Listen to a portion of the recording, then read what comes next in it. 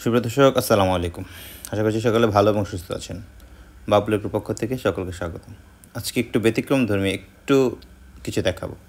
আমাদের সামনে এই যে গাভী দুটি দেখতে পাচ্ছেন, এরা দুইজনই এক মায়ের পেট থেকে জন্মগ্রহণ করেছে এবং এরা দুই বোন আবার প্রতি বছর মাশাআল্লাহ দুটি করে বাচ্চা দেয়।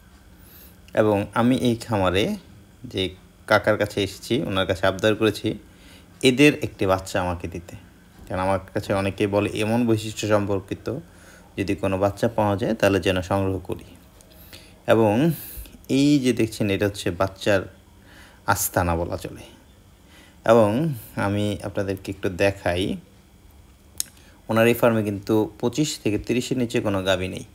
এবং আমি যেটা দেখাবো, একটা জার্সি গাভী আছে, ওই গাভীটার একটা বাচ্চা আমি সিলেক্ট করেছি। এই যে দেখছেন যে এই বড় যে মাশাআল্লাহ জার্সি গাভীটা আছে, এটা 30-32 লিটার দুধ এবং এর একটি বাচ্চা আমি সিলেক্ট করেছি ক্রয় করার জন্য।